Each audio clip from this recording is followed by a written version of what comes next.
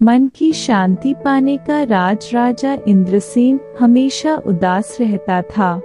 उसका मन भटकता रहता था। लाख कोशिश करने के बावजूद उसके मन को शांति नहीं मिलती थी। राजा की इस उदासी के कारण उसका मन राजकाज के कार्यों में नहीं लगता था, जिससे राज्य के विकास में बाधा आ रही थी। राजा के दरबारी व मंत्री भी राजा की इस समस्या का समाधान नहीं कर पा रहे थे। एक बार उसके नगर में एक ऋषि आए। ऋषि की ज्ञानपूर्वक उपदेश से राजा इंद्रसेन बहुत प्रभावित हुआ। उसने ऋषि से पूछा, मैं राजा हूँ, मेरे पास सब कुछ है, किंतु फिर भी मेरे मन में शांति नहीं है, मुझे क्या करना चाहिए?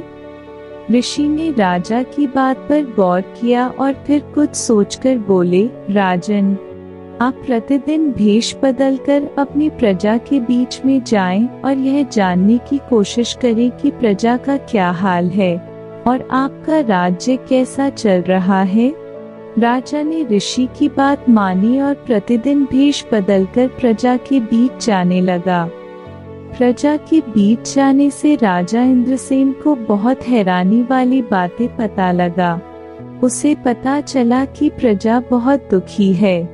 उसके राजकाज के कार्यों में कम दिलचस्पी लेने की वजह से राज्य के अधिकारी लापरवाह और रिश्वतखोर हो गए हैं।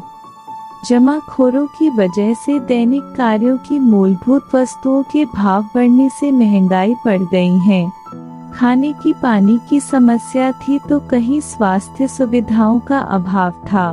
धनी लोग तथा राजा के रिश्वतखोर अधिकारी मिली भगत से राज्य की संपदा लूट रहे थे। गरीब व्यक्ति और गरीब होता जा रहा था। प्रजा में राजा इंद्रसेन के प्रति आक्रोश बढ़ता जा रहा था। किसी भी वक्त प्रजा राजा इंद्रसेन के खिलाफ विद्रोह कर सकती थी। यह सब जानकर राजा तुरंत सब कुछ भूलकर राजकाज के कार्यों में जुट गया। रिश्वतखोर अधिकारियों को गिरफ्तार कर जेल में डाल दिया। जमाखोरों के गोदामों पर छापे मारकर सारा माल जब्त किया गया।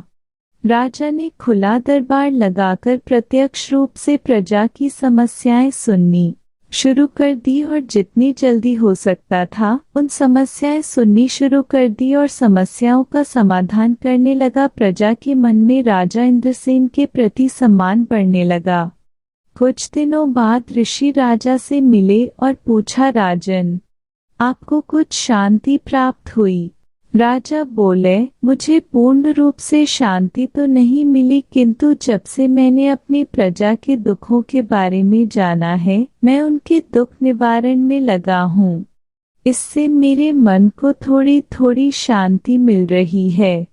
तब ऋषि ने समझाया, राजन, आपने शांति के मार्ग को खोज लिया है। कथा का सारा यह है कि देश के शासकों को आम जनता के दुख तकलीफों के बारे में गहराई से जानना चाहिए और उनका निवारण करना चाहिए।